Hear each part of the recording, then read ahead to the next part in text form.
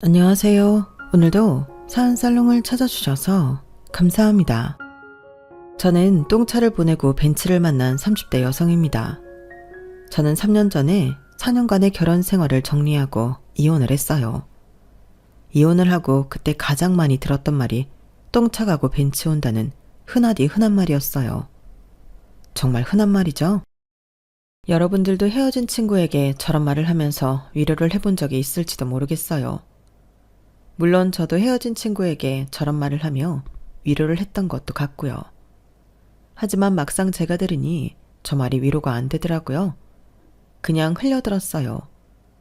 똥차 가고 벤츠 온다니 너무 뜬구름 잡는 이야기이기도 하고, 그때만 해도 저는 제 이혼이 한 번의 실패라고 생각해서 고작 그런 말로 위로가 되지 않았어요. 그리고 애초에 저는 이혼을 하고 다른 사람을 만날 생각이 없었기도 했고요. 다시 사랑을 할 수 있을까 하는 근본적인 의문도 들었어요. 그렇게 저는 하루하루 저를 갉아먹으며 시간을 보냈어요. 그런데 놀랍게도 인연이라는 게 정말 있는 건지, 동굴 속에 있던 저는 한 줄기의 햇빛처럼 반짝이는 벤츠보다 더 멋진 지금의 남편을 만났어요. 똥차 가고 벤츠 온다고 친구들이 저에게 걸었던 주문이 답을 하는 순간이었어요. 그리고 제 멋진 남편은 이혼 뒤에 훅폭풍처럼 닥친 저의 서름과 좌절을 기사님처럼 물리치고 새로운 시작을 할 수 있도록 도와줬어요. 그래서 이런 멋진 남편을 자랑하고 싶어 사연을 보내요. 저는 7년 전 같은 대학을 나온 화학과 동기로부터 남자 한 명을 소개받아요. 제 대학 동기가 공부를 참 잘해서 대기업 연구원으로 입사했거든요. 남자는 같은 연구소를 다니는 선배 연구원이었어요. 선배가 아무나 소개시켜 달라고 해서 나한테 부탁하는 거 아니야? 설마, 그럼 내가 너한테 부탁 안 하지. 그렇게 난감한 상황은 아니었어. 나랑 친한 선배고 잘 챙겨주고 믿음직한 선배야. 평판도 좋고. 어때? 해볼래? 너 안 그래도 나랑 결혼할 사람 부럽다며. 초봉인데 그 정도 받고 보너스도 많이 나오고 복지도 좋다고. 그건 그런데 아무리 그래도 헤어진 지 얼마나 됐다고 소개를 받아. 소개받을 사람한테나 전에 만난 사람한테나 예의가 아니지 않아? 맞아요. 그때 제가 길다면 길고 짧다면 짧을 4년간의 연애를 끝낸 지 얼마 되지 않았던 때였어요. 몇 개월 지났을까요? 그렇지만 대학 동기가 저한테 한 말처럼 저는 대학 동기와 같은 연구원 남자친구 잘 만나서 결혼을 하는 것도 나쁘지 않을 것 같다고 생각해왔어요. 그때 저는 지금 저에게 이런 소개팅이 들어온 게 기회가 아니라고 할 수는 없었어요. 그리고 제가 그런 생각을 한다는 걸 친구가 간파했죠. 그리고 너 4년만 단 오징어 자식이랑 헤어진 이유도 결혼 때문이잖아. 그 자식은 틀려먹었어. 결혼 생각도 없는 자식이 무슨 연애를 4년씩이나 해? 더군다나 너는 결혼을 하고 싶어 하는데 그런 자식을 두고 뭐? 예의? 웃기지도 않아. 그런 거 하나하나 신경 쓰면 아무도 못 만난다? 그리고 이 선배는 그렇게 몰상식한 사람 아니야. 사실 이건 말하지 말라고 했는데 선배가 우연히 네 사진 보고 다리 좀 놔달라고 그런 거야. 아무나가 아니라 너 마음에 들어 한다고.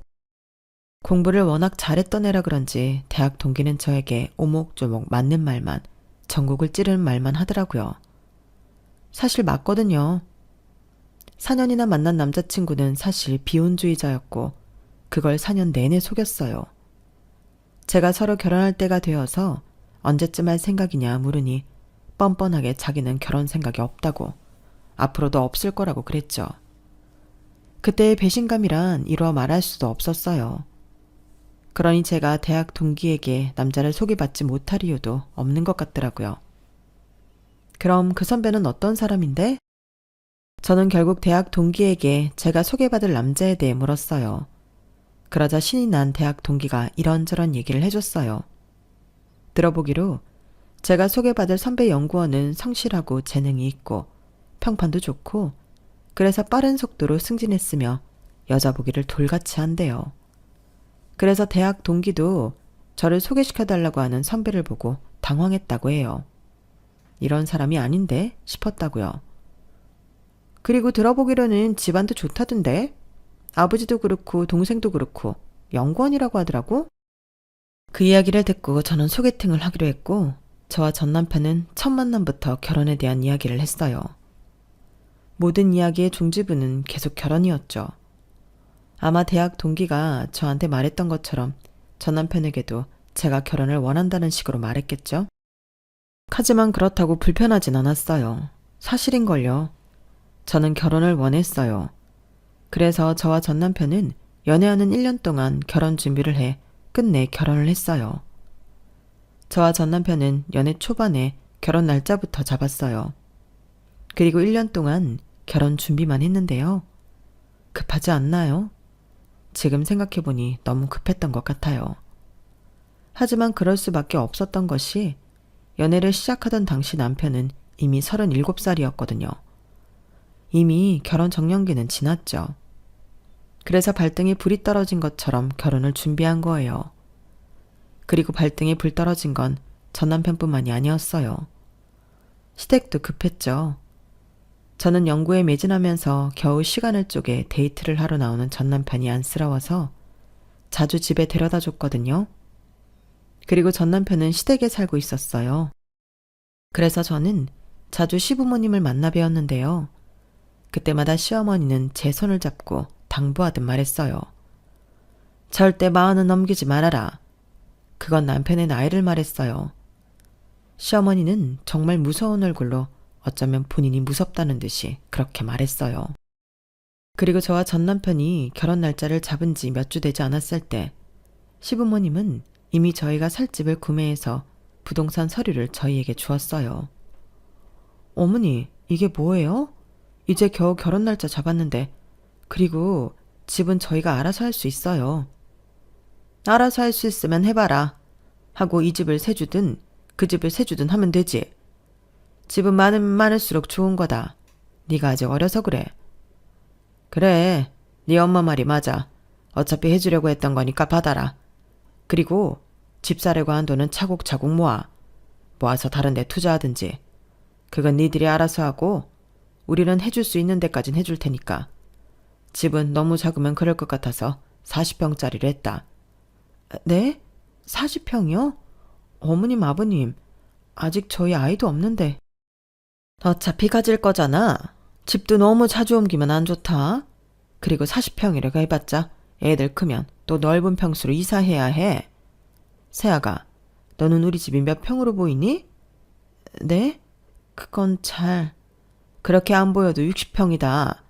너희들 이렇게만 모여도 60평이 작은데 40평 정도는 되어야지. 그리고 결혼 날짜 앞당길 수 있으면 더 앞당겨라.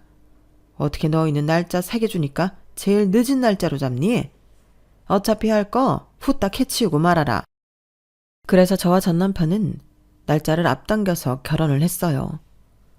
원래는 내년 겨울이었는데 초가을로 앞당겼죠. 그러니 결국 1년도 제 연애를 안 하고 결혼을 한 거네요.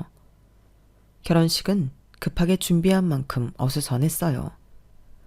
주문 제작한 시어머니의 한복에 문제가 있었고 드레스 정리가 제대로 안 돼서 제가 넘어질 뻔했고 그래서 결혼식 내내 넘어지면 어쩌지 하면서 긴장했고요.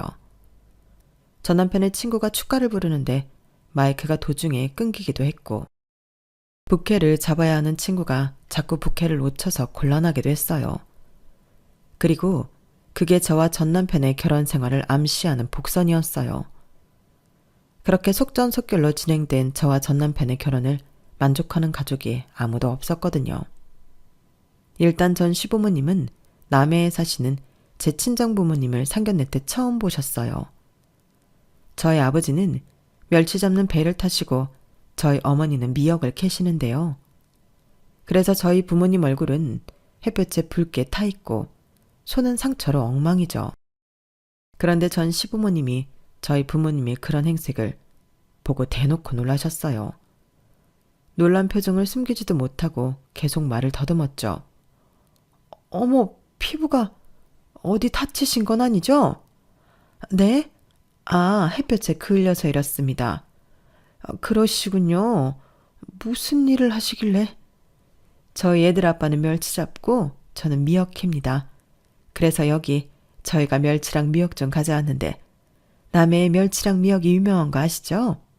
다른 데에서 가져온 거랑 맛이 차원이 다를 겁니다. 오늘 집에 가셔서 미역국이라도 끓여 드세요. 아, 네. 손이 많이 거치시네요. 아무래도 뱃일을 하고 바닷일을 하다 보니 그렇습니다. 그래도 저희는 훈장이라고 생각하고 일합니다. 하하. 훈장이요? 아, 네, 그래도 아무리 그래도 여자가 손이 저래서 되겠어요? 그러고 보니 안사도는 손이 무척 고우십니다. 누가 보면 20대 손이라고 하겠어요. 아우, 저희랑 비교하셔서 뭐예요? 이래서 시골 사람들이 다들 그렇게 죽어라 자식들 공부시키는구나 싶네요. 시어머니는 자기 손을 만지작거리며 계속 한숨을 쉬었어요. 그리고 시아버지의 표정도 그리 좋아 보이진 않았어요. 그도 그럴 것이 대학 동기의 말, 전남편 회사에서 들리는 소문처럼 시아버지는 명망 있는 연구원으로 정년퇴임했어요. 그리고 좀 쉬시다가 한 연구소의 요청으로 재임용이 되어 후배들과 연구를 하는 중이었죠. 그리고 시어머니는 주부로 평생을 살았지만 매일 파출부가 와서 살림을 다 해주고 있죠. 그러니 뱃일 바닷일을 하는 저희 친정이 마음에 차겠어요? 아니겠죠. 당시에 저는 아니라게 생각했어요. 시부모님이 저희 결혼하라고 40평짜리 집도 해주시고 어떻게 보면 오히려 결혼을 부추긴 건 시부모님이시니까요. 그래서 저희 친정이 어떻든 상관없어 하실 줄 알았어요. 그런데 대놓고 실망하시더라고요. 그리고 그 와중에 저희 친정 아버지는 제가 사남매 중 둘째인데 사남매 모두 대학을 보냈다며 자랑을 했어요. 저희가 험한 일을 하는 건 맞습니다. 손도 이렇고 얼굴도 이렇고 참 면목이 없습니다. 하지만 악착같이 노력해서 내 놈 다 대학 보냈습니다. 첫애는 변호사예요. 둘째는 아시다시피 직장 잘 다니고 있고 셋째는 미용사입니다. 오늘 애들 엄마 머리도 그 애가 해줬어요. 막내는 지금 대학생입니다. 오늘 자리를 못한 건 군복무를 하고 있어요. 저희 부부 과분하게 키우진 않았지만 그렇다고 부족함 없이 키우지도 않았습니다. 다들 뱃일 바닷일 무시하는데 대단하지 않습니까? 이놈들 다 대학 보내서 자기 밥벌이 하고 있다는 게 제 자랑거리입니다. 아, 네, 좋으시겠어요. 그렇다고 자기 애들한테 이놈 저놈은 좀 아니지 않습니까? 교양 없이. 그리고 저희 애들은 다 박사입니다. 저희 남편도 박사고요. 저도 그 시대에 대학까지 나왔어요. 저는 영문학 전공입니다. 아직도 영문서를 읽죠. 이걸 보고 하룻강아지 법무서인 줄 모른다고 하나요? 따님께 들으셨는지 모르겠지만 저희는 애들 앞으로 집까지 사뒀습니다. 더 무슨 말이 필요하나요? 서로 자기 자랑을 그만두고 결혼 이야기나 하시죠. 그리고 나서 저희들은 다른 말 없이 저와 전 남편의 결혼에 대해서만 이야기를 하고 식사도 채 다 하지 못하고 일어났어요. 이야기하는 내내 머쓱해하는 저희 아버지를 보니 저는 마음이 무너져 내리는 것 같았어요. 그리고 그 당시는 원망도 했어요. 자식들 대학 보낸 게 뭐 그리 자랑할 일이라고 사돈 앞에서 떵떵거리려고 했는지 아버지를 이해하지 못했죠. 물론 지금은 아버지의 마음도 아버지의 노력도 충분히 이해가 되어요. 그땐 제가 너무 알량했던 것 같아요. 하지만 그땐 그랬어요. 친정 이야기만 나오면 질색하시는 시부모님 앞에서 저는 아무 말도 하지 못했어요. 친정에 가는 것도 힘들었죠. 그래서 저는 결혼 생활 중 친정에 간 적이 한 손에 꼽아요. 그리고 상황을 그렇게 만든 건 제 전남편의 탓도 컸어요. 제 전남편도 자기 처가를 무시했어요. 사실 시부모님은 제 친정에 가지 않아도 되지만 전남편은 자기 처가니까 가야 하잖아요. 그런데 시부모님이 가지 말라고 했다고 정말 안 가기도 했고 가더라도 자꾸 저한테 시비를 걸었어요. 가기 싫다고 노래를 불렀죠. 뭐가 그렇게 싫은데? 대체 이유가 뭐야? 당신도 우리 부모님이 뱃일하고 바닷일해서 싫다는 거야? 하나씩 말해줘. 일단 나는 너희 집 식구가 너무 많아서 싫어. 도대체 몇 명이야? 장인어른, 장모님, 큰형님 애들까지 합쳐서 10명이나 된다고. 그 사람들이 한마디씩만 한다고 해봐. 벌써 10마디야. 그리고 너희 식구가 한마디만 해? 한 명이 10마디씩 하는데 그럼 내 머리가 안 아프고 배겨? 그리고 너희 조카들은 왜 그렇게 난해? 여기저기 뛰어다니고 둘 다 딸인데 전력 질주하듯이 집안을 돌아다녀.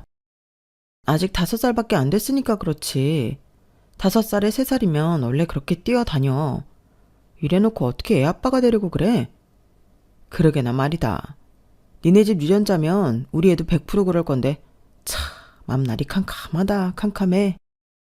그리고 두 번째, 내가 니네 집에 가기 싫은 이유는 그 비린내가 너무 싫어.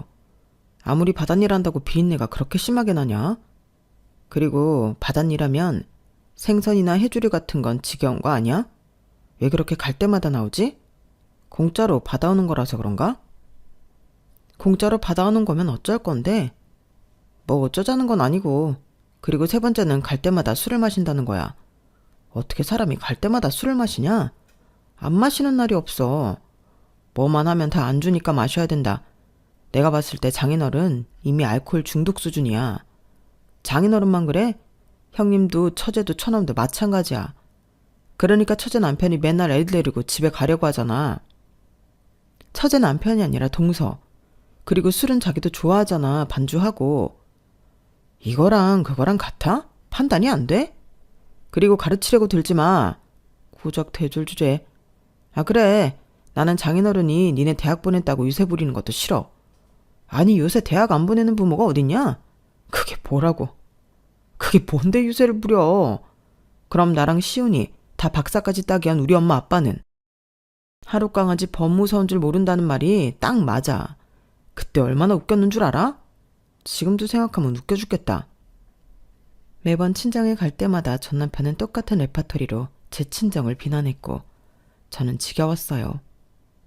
그리고 저 또한 전 남편과의 결혼 생활에 만족하지 못했죠. 전 남편은 결혼 전만 해도 아무 말을 하지 않다가 결혼을 하고 나니 제게 일을 그만둘 것을 요구했어요. 전에는 그런 말 없었잖아. 갑자기 왜 그래? 갑자기라니. 내가 누누이 말했잖아. 나는 아내가 집에 있는 게 좋아. 집에서 살림하고 밥 차리고 나중에 애 낳으면 애 키우고 우리 애 가질 거잖아. 나는 딱 싫은 게 임신 중일 때 일하는 거야. 그리고 애 낳고 복직하는 거 그거 자기 학대 같지 않아? 그리고 주변 사람들한테도 피해야. 왜 나뿐만 아니라 주변 사람들을 안절부절하게 만드는데? 그게 무슨 말이야. 나를 위한다는 거야 아닌 거야? 널 위하는 거지. 너만 위하는 건 아니지만. 아무튼 그러니까 사직서 내. 네가 사직서 낸다고 아쉬워할 사람 없어. 다들 예상했을걸? 너 결혼식 왔을 때부터. 그리고 네가 그만둔다고 우리 생활 달라지는 것도 없어. 네 월급 그거 얼마나 됐다고. 안 그래? 그리고 전 남편은 시부모님에게도 이야기를 했는데 제가 아이를 가져야 하는데 일을 그만두지 않는다는 식으로 말했어요.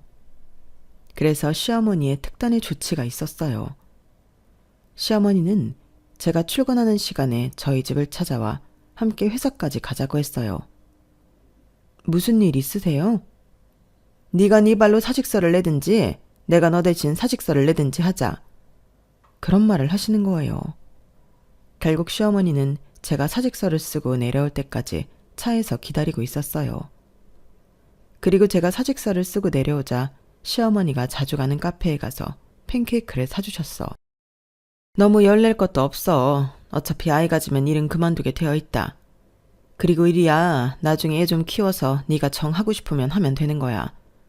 물론 그럴 일은 없겠지만 그래도 우리 아들은 너한테 돈 주면서 그만두라고 하잖니? 다른 남편들은 안 그런다? 그것도 맞는 말이었어요. 전 남편은 제게 매달 꼬박꼬박 300만 원씩 보냈거든요. 그렇게 저는 예상하지도 못하게 일을 그만두었고 집에서 살림을 했어요. 물론 살림만 한 건 아니었죠. 일을 그만두고 저는 마치 시어머니의 종이 된 기분이었어요. 처음에 시어머니는 남편이 출근하고 난 뒤인 오전 10시만 되면 저에게 전화를 해서 시댁에 오도록 했어요. 그리고 매일 시댁에 오던 아줌마에게 살림을 배우도록 했어요. 가끔 너희 집에 가면 살림이 엉망이더라. 누가 오기라도 하면 어쩌려고 그러니? 그 집안 꼴을 보였다간 집안 망신이다 망신. 그러니까 이모한테 잘 배워놔. 배워서 나쁠 거 하나 없어. 너도 이제 제대로 살림해야지. 안 그러니? 돈도 받는데 그 정도는 해야지. 그래요. 처음엔 시어머니의 말이 틀린 말은 아니라고 생각했어요. 300만 원이나 받는데 그게 쉬운 일인가요? 저도 가정의 일원이니 노력을 해야 한다고 생각했어요. 그리고 저희 어머니가 제게 살림을 가르친 적이 없거든요. 대학에 가라고, 대학 가면 일할 건데 뭐하러 그런 일을 하냐고 가르치질 않았어요. 그래서 저는 이왕 이렇게 된 거 제대로 해보자 싶어서 아줌마에게 살림을 배웠어요. 그리고 저희 집을 배운 대로 깔끔하게 유지했죠. 그런데 시어머니가 돌연 아줌마를 끄는 거예요. 더 이상 아줌마가 오지 않는다고 제게 말했어요. 그러니까 이제 앞으로 10시가 되면 우리 집에 와서 아줌마한테 배운 대로 하면 돼. 다 하면 집으로 가도 좋아. 저녁은 꼭 우리랑 안 먹어도 된다. 네? 그럼 저희 집은 언제 해요? 너희 집은 네가 알아서 해야지. 다 하게 되어 있어. 네가 부지런하면 안 될 게 뭐가 있니? 그 정도 받는 게 뭐 쉬운 줄 알아? 누가 집에서 놀라고 300씩 주니? 그것도 용돈으로 말이야. 부지런히 운동한다고 생각해. 알겠지? 그 300만 원이 뭐라고. 저는 한동안 시댁에 가서 아줌마가 하듯이 청소하고 밥하고 빨래하고 했어요. 그리고 은근히 전 남편이 이런 상황을 알고 시어머니에게 뭐라고 한 소리 해주길 바랐어요. 그런데 전 남편은 그걸 알고도 별 말을 안 하더군요. 그리고 가끔 시어머니가 제게 운전을 요구할 때가 있었어요. 어떤 모임에 간다, 장을 보러 가자, 은행에 가자. 이런 사소한 일들로 말이에요. 그럴 때 저는 그것마저 하기 싫어서 뭐 하느라 바쁘다고 핑계를 댔어요. 어머님, 이제 곧 세탁기가 다 돌아가서요. 건조기에 금방 넣어야지. 안 그러면 구겨지잖아요. 제가 택시비 드릴 테니까 택시 타고 다녀오세요. 내가 택시비 없어서 그러는 줄 아니? 이럴 때 운전할 줄 아는 네가 날 도우면 좀 좋아? 얘는 센스가 없어. 늘 그런 식으로 구렁이 담 넘어가듯이 상황을 모면하곤 했어요. 그런데 시어머니가 제가 그러는 걸 전 남편에게 고자질을 했죠. 너 엄마가 어디 태워다 달라고 하는 거 싫다고 그런다며. 엄마가 택시 타는 거 어려워해. 불편해 하신다고. 왜? 뭐가 불편하시다는데? 너는 다른 때는 안 그러면서 이럴 때마다 오목조목 따지더라. 이유가 어떻든 불편하다고 하면 며느리로서 그렇게 해줄 수 있는 거 아니야? 며느리로서? 이 집은 무슨 며느리로서 해줘야 하는 게 그렇게 많아? 청소도 해줘야 해, 밥도 해줘야 해, 빨래도 해줘야 해. 온종일 시어머니 비위 맞춰야 해. 그런데 나보고 운전기사도 하라고? 아니, 애초에 나보고 살림 배우라고 해놓고서 아줌마가 자른 건 뭐야? 내가 아줌마라는 거야? 봐, 이거 봐. 오목조목 따지기나 하지. 내가 너 300만 원이나 쥐어주면서 놀라고만 했는 줄 알아? 그 돈이면 우리 집뿐 아니라 시댁 살림도 해줄 수 있는 돈 아니야? 그리고 어머니 덕분에 살림도 배웠다며. 그럼 공짜로 배웠으니까 시댁에 일 좀 도와줄 수 있는 거 아니야? 또. 너도 해봐서 알잖아. 300만 원 벌기가 좀 어려워. 너는 왜 감사함이라는 게 없니? 네가 최소한 나한테 고마웠다면 자연스럽게 시댁에 잘해야 하는 거 아니야? 그놈의 300만 원. 나도 내가 300만 원 벌어서 쓰는 게 좋아. 이런 식이면 더더욱 나도 내가 벌어서 쓰는 게 마음 편해. 누가 나보고 일 그만두라고 했는데 너랑 네 부모님 아니야? 그런데 내가 왜 당연히 시댁에 일을 도와야 하는데? 300만 원? 그거 나한테는 위로금도 못 돼. 내가 어떻게 해서 그 직장을 구했는데, 우리 어머니가 어떻게 해서 나를 대학 보냈는데, 내가 고작 이런 일을 하려고 대학 가서 직장 구한 게 아니라고. 300만 원? 그깟 300만 원 내가 안 받고 말아. 그리고 나 다시는 시댁에서 그 짓거리 안 할 거야. 어머님이 뭐라고 하면 오빠가 해. 당신이라고. 알겠어? 아, 정말 너 안 되겠다. 승질이 저렇게 더러우니까 애가 안 생기지. 무슨 노력을 하면 뭐하니? 삼신할매가 너보고 도망가는데. 뭐? 너 말 다 했어? 그게 왜 나 때문이야? 솔직히 다 터놓고 말해서 관계 안 한 건 너잖아. 매일 야근. 협조하지 않은 건 너인데 왜 내가 그런 말을 드려야 해? 그럼 너한테 주는 300만 원이 하늘에서 뚝 떨어지는 줄 알았어?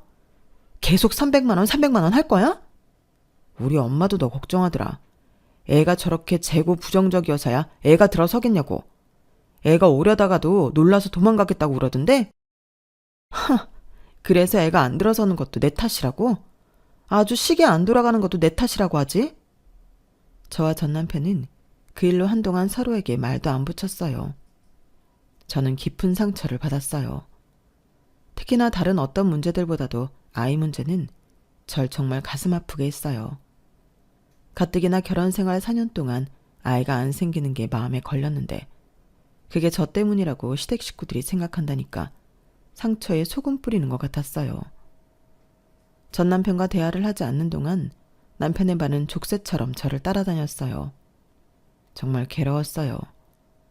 옆에서 자는 남편을 보며 한숨을 쉬고 소파로 가기를 며칠 동안 반복했죠. 도저히 같은 공간에서 잘 수가 없겠더라고요. 그리고 일주일이나 지났을까요? 대학교를 졸업한 제 남동생이 남해의 레스토랑을 열게 되어요. 남해의 특산물을 중심으로 한 레스토랑이에요. 오픈한 지 일주일밖에 안 됐는데 사람이 붐빈다고 하더라고요. 그리고 그 소식을 제 아버지가 전 남편에게 전한 모양이에요. 그날 저에게 남해에 내려가 보자고 하더라고요. 저는 웬일로 처갓댁 일을 챙기는 전 남편이 기특하기도 하고 고맙기도 했어요. 그리고 저와의 분쟁을 끝내고 싶다는 신호를 준 것 같기도 해서 기쁜 마음으로 차에 올랐어요. 그날은 또 자기가 운전석에 앉더라고요. 내심 기분이 좋았어요. 하지만 사건은 그날 발생했죠. 전 남편과 함께 남해에 고향에 내려간 것까진 좋았어요. 그런데 도착하자마자 전 남편은 오랜 운전으로 허리가 아픈지 궁시렁거리기 시작하더니 제 기분을 망쳐놓았어요. 아우, 너무 멀어. 내가 올해 결혼한다는 후배한테 무슨 말을 제일 많이 했는 줄 알아? 처갓댁 가깝냐고. 어차피 가야 하니까 너무 가까운 건 별로고 너무 멀면 안 된다고. 난 남해라고 그랬지. 저 땅끝이라고. 그러니 웃고 난리도 아니야. 대체 그런 이야기를 저한테 왜 하는 건지 저는 전 남편의 생각을 도무지 알 수 없었어요. 그리고 아직 브레이크 타임이었는데요. 제가 시간을 기다리자고 하자 남편은 어차피 가족인데 무슨 상관이냐며 가게로 들어갔어요. 그리고 쉬고 있는 남동생에게 천연덕스럽게 보고 싶어서 밟으니까 너무 일찍 도착했네? 지금 식사 되지? 라고 하는 거예요. 매형이 그러는데 처남이 무슨 말을 하겠어요? 남동생이 저희에게 자리를 안내했어요.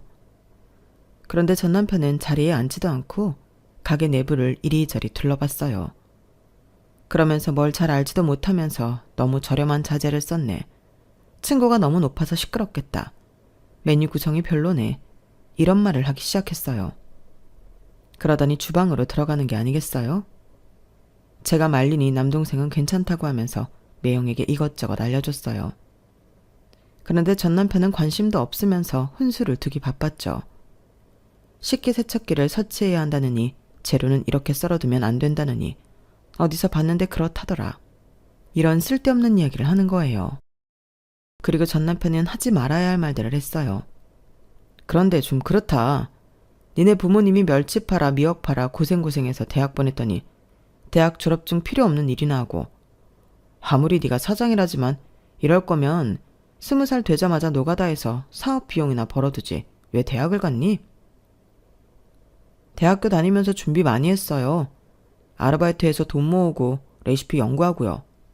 저 아무것도 안 한 거 아니에요. 그리고 대학교 생활은 경험이잖아요. 저 충분히 많이 공부하고 졸업했어요. 너무 아쉬운 마음에 그런 말 하는 거죠, 매형? 그럴 필요 없어요. 뭐가 그럴 필요 없어. 내가 네 누나한테 다 들었는데 너 부모님한테 2천만 원 빌렸다며? 너는 참 너무한다. 너 대학교 다닐 때 너희 형 누나 다닐 때보다 등록금도 비쌌는데 게다가 너는 자취도 하고 아르바이트해도 용돈 받았잖아. 내가 그런 거 모를 것 같아? 참. 멸치 잡아 미역해서 돈 버는 너희 부모님한테 미안하지도 않니? 그거 3년 안에 갚을 수 있어? 누나, 왜 그런 얘기를 해? 사실 그 얘기는 제가 전 남편에게 말한 이야기였고 저희 오빠도 제 여동생도 모르는 저희 부모님과 남동생 사이의 거래였어요. 저는 어떻게 알게 되었냐고요? 저희 부모님이 저에게도 돈을 빌릴 수 있나 싶어서 저에게만 물어보셨거든요. 그래서 제가 알게 되었고 그때 저는 여윳돈이 없어서 빌려주지 못했어요. 그게 마음에 걸려서 도금 투자하자고 전 남편에게 말한 게 화근이 된 거죠. 동생이 저를 노려보고 화를 냈어요. 자존심이 강한 남동생인데 전 남편의 말에 자존심이 팍 상한 모양이었죠. 그런데 전 남편이 주머니에서 봉투를 꺼내 흔들면서 남동생을 더 약올렸어요. 이 돈 필요할 텐데 얼굴 풀지 그래. 남동생이 주먹을 불끈 쥐고 화를 참는데 제가 오히려 화가 나서 전 남편을 밀치고 소리를 질렀어요. 너 그만 못해? 지금 어린애같이 뭐하는 짓이야. 이럴 거면 여기에 왜 왔어? 너 나 놀리려고 그러니? 아주 화병 나서 죽었으면 싶어서 그래? 뭐가? 너 이렇게 아랫사람 앞에서 남편을 밀치고 넘어뜨려도 돼? 남편 위신을 살려줘야지 뭐 하는 거야? 남편 위신? 너는 내 위신 살려준 적 있고? 이렇게 내 가족을 무시하는데 내가 가만히 있어야 해? 내가 뭘 위해서 그래야 하는데 이 버러지 같은 놈아. 뭐? 버러지 같은 놈? 너 말 다 했어? 그래, 이 버러지 같은 자식아. 나는 또 나랑 화해하려고 이렇게 내려온 줄 알았다. 내가 미쳤지, 미쳤어. 네가 그럴 리가 없는데. 그렇지? 당장 내 동생 가게에서 나가. 그리고 내 앞에 다시는 나타나지 마. 하, 네가 뭐 나랑 이혼이라도 하겠다고? 그래, 해. 한다고. 이혼할 거야. 서류 정리해서 이 집으로 보내. 내 짐도 보내고 다 보내. 징그러워서 정말. 아주 거지꼴로 살고 싶은가 보다. 거지꼴로 사는 게 지금보다 나아. 그렇게 저와 전 남편은 그 즉시 별거를 했어요.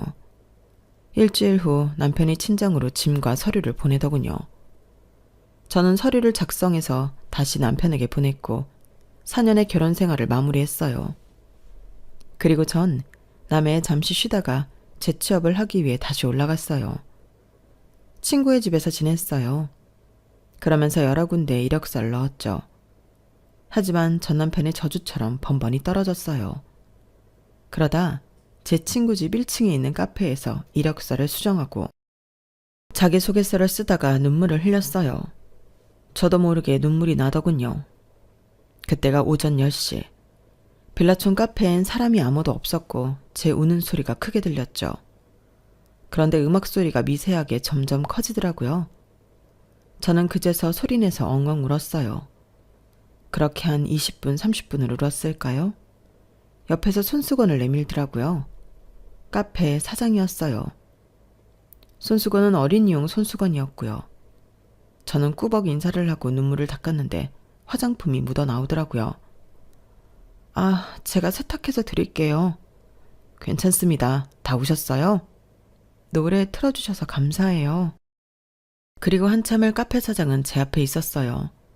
제가 의문스러운 표정으로 쳐다보자 옆에 털썩 앉아요. 날이 너무 좋죠? 투명하고 울기 딱 좋은 날이에요. 저도 울고 싶은데 평생 울 거 다 울어서 이제 눈물이 안 나요. 별로 궁금하진 않았는데 저는 눈물을 삼킬 겸 듣고 있었어요. 카페 사장은 자신의 인생사를 이야기하더군요. 왜 우시는 건지 잘 모르겠지만 제가 울었던 이유는 사랑 때문이에요. 웃기죠? 이 얼굴에 사랑 때문에 울었다니. 그런데 사람마다 실밥 같은 사랑 하나쯤은 있잖아요. 저는 대학교 캠퍼스 커플이었어요.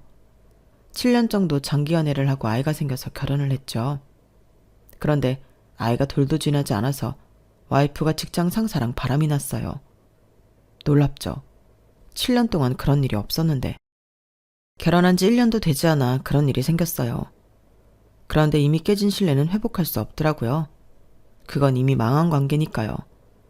그래서 미련 없이 이혼했어요. 그런데 웃긴 게 이혼을 하고 반년 뒤에 전 와이프가 저를 찾아왔어요. 다시 합치자고요. 눈물이 점점 말라가더라고요. 그리고 저는 이내 카페 사장의 말에 집중해 반응을 보였어요. 왜요? 바람 피워놓고서 왜? 그러게요. 친구에게 들어보니까 그 상사가 유부남이래요. 그쪽도 정리를 안 하니 불안했겠죠? 어머, 어떻게 그런 일이 있어요? 사실 저만 있으면 별로 문제가 안 되는데 아이가 있어서 결국엔 접근 금지 내리고 살고 있어요.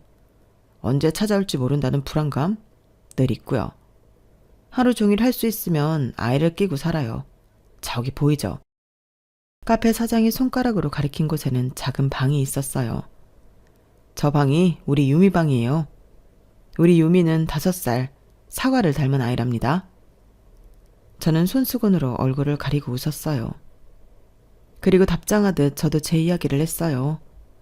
제 이야기를 듣더니 카페 사장은 몹시 화를 내며 시대착오적인 시댁이라는 표현을 썼어요. 요새도 그런 사람들이 있냐고요. 이제 슬슬 돈도 떨어지고 다시 내려가야 할 것 같아요. 제가 이렇게 말하자 카페 사장은 여기서 일을 하라고 했어요. 아르바이트생으로 써주겠다고요. 저는 마다할 이유가 없었어요. 친구의 집이 있는 건물 1층이라 오고 가기 용이하다는 게 특히나 좋았죠. 그래서 저는 카페에서 일을 하기 시작했고 사장과 연애를 하게 되었어요. 쉬운 결정은 아니었어요. 사연 있는 애딸린 돌싱남과의 연애였으니까요. 물론 사람이 좋다는 건 겪어보니 확신이 섰어요. 정말 좋은 사람이었어요. 다정하고 성실하고 섬세하고 뭐 하나 흉볼 게 없는 사람이었죠. 그리고 그건 친구도 인정했어요. 그래, 좋은 사람인 건 나도 알아. 너보다도 먼저 그 카페에 다니고 오고 가며 봤으니까. 하지만 애 아빠야. 갓난쟁이도 아니고 5살 딸을 가진 아빠라고. 너 감당할 수 있겠어? 아니, 니네 부모님 설득할 수는 있겠어? 지금 당장 결혼하겠다는 것도 아니고 연애하겠다는 건데 부모님 이야기까지 나와야 해? 너무 앞서 나가지 마.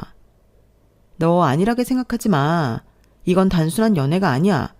아이가 있기 때문에 그럴 수가 없어. 마음 단단히 먹고 결정할 일이야. 저도 모르지 않았지만 친구가 그렇게 말하니 다시 한번 이 관계를 곱씹게 되더라고요. 그리고 친구의 예상과 다르게 저는 이 연애를 어쩌면 결혼을 이끌고 가야겠다는 결론을 내렸어요. 왜냐하면 이상하게 사장의 딸 유미가 마음에 걸리더라고요. 제가 카페에서 일을 하면서 유미와 부쩍 친해졌거든요. 사장이 시키진 않았어요. 제가 하고 싶어서 유미의 끼니나 간식을 챙겨주고 숙제를 봐주고 그랬어요. 손님이 없을 땐 골목에서 뛰어놀기도 하고요. 그러다 유미와 약속을 하고 일을 하지 않을 때나 카페가 쉴 때 놀이터에서 만나거나 키즈카페에 데려가기도 했어요. 둘이서요. 유미가 저를 이모라고 부르지 않으면 모두 제 딸이냐고 했어요. 그래서 은근히 유미가 저를 부르지 않는다는 것도 알았고요. 평소에는 이모 하면서 저를 자주 부르던 애가 말이에요. 그런 모습을 보면 좀 짠하고 그랬죠. 하지만 불쌍하진 않았어요. 유미가 불쌍하다기보다는 왠지 모르게 그럴수록 제가 더 해주고 싶다는 생각이 들었던 것 같아요. 무슨 기분이었는지 설명이 잘 안 되네요. 그리고 저는 그 가족의 분위기가 부러웠어요. 사장과 유미는 제일 꼭대기층에 살아요. 그리고 옆집이 사장의 부모님 댁이죠. 그들은 자주 함께 모여 외식을 하고 카페에 내려와 담소를 나누는데 그 모습이 너무 단란해 보였어요. 사장의 말로는 사장이 급하게 결혼을 하고 이혼을 할 때까진 따로 살 만큼 사이가 원만하지 않았대요. 그러다 사장이 이혼을 하고 세 사람이 합심해서 유미를 키우면서 다시 사이가 좋아졌다고 해요.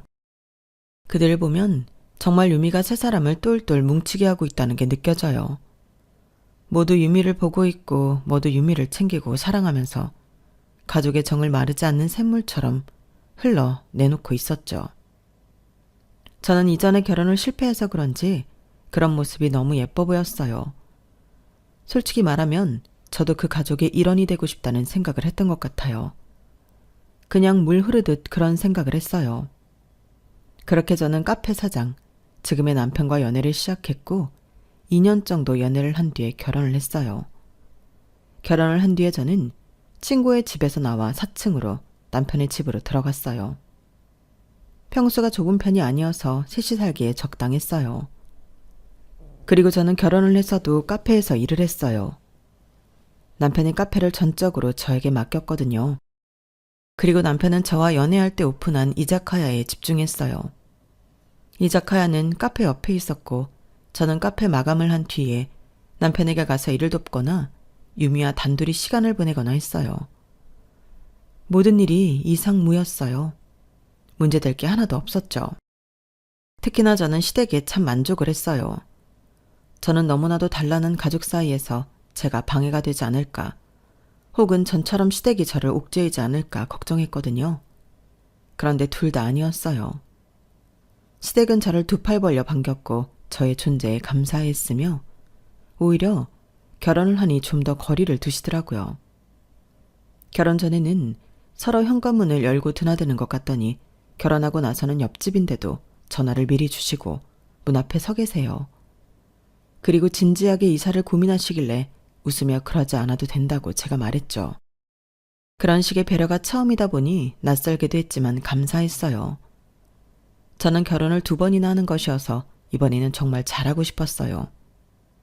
그런데 주변에서 이렇게 도와주니 참 고마웠죠. 걱정하던 친구들도 제가 잘 사니 안심하는 것 같았고요. 그런데 어느 날 제 치부가 가게로 들어오더라고요. 빌라촌이라 전 남편이 방문할 거란 생각을 일절도 하지 않았어요. 전 남편도 제가 여기에 있을 줄은 몰랐는지 무척 놀라는 표정을 짓더니 동료들 보고 자리에 앉아 있으라고 하더군요. 저를 아는 동료들도 있었어요. 휴대폰으로 서로 메시지를 보내며 낄낄거리더군요. 정말 기분이 나빴어요. 무슨 일이야? 카페에 커피 마시러 왔지. 여기서 일하나 봐? 안 보이나 했더니 꼭꼭 숨어 있었네. 그리고 저를 아래 위로 기분 나쁘게 훑어보더군요. 내가 그랬지. 이혼하면 너 거지꼴 된다고. 봐, 이게 뭐야? 후회하지? 매달 그냥 받던 300만 원 일해서 받으려니까 죽겠지? 아니, 300만 원은 받나? 그때 쇼케이스에 다리를 손보느라 밑에 앉아있던 남편이 일어났어요. 주문 안 받아요? 아, 네, 주문하시겠어요? 뭐야 저 사람은? 사장이야? 일하는 분위기 한번 죽여준다. 여기서 제일 만들기 어려운 거 4잔 줘. 남편이 주문을 듣고 아이스 아메리카노 4잔을 뽑았어요.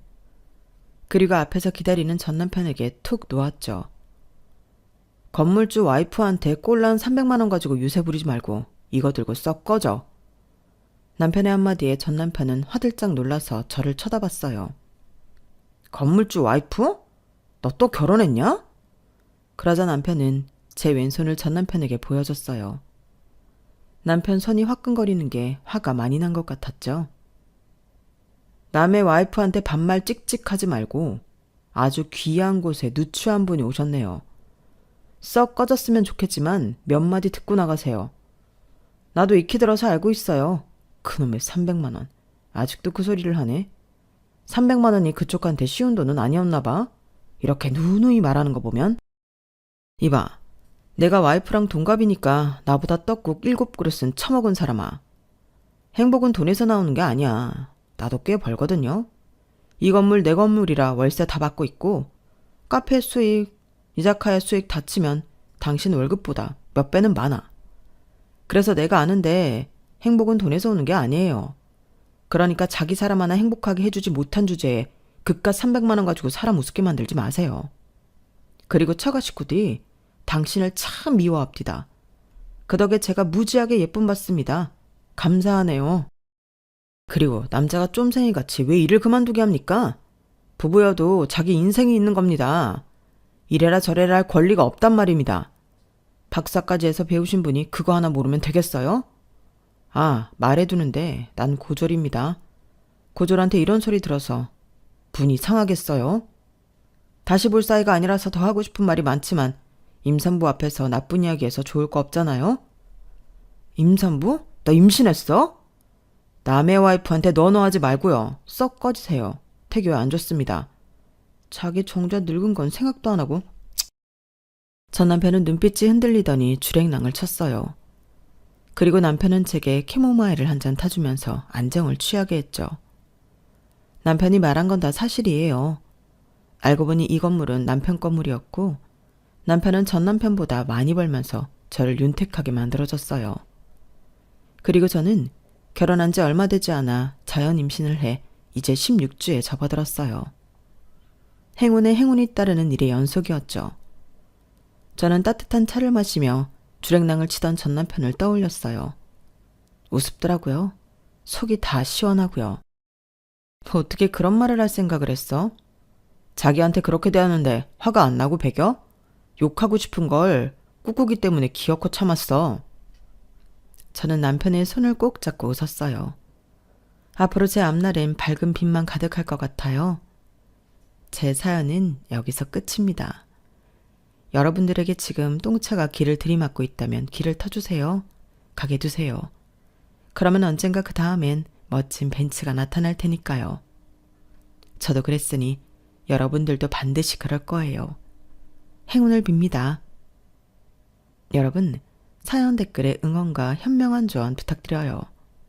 좋아요와 구독은 저에게 큰 힘이 됩니다. 오늘도 좋은 일 가득하세요.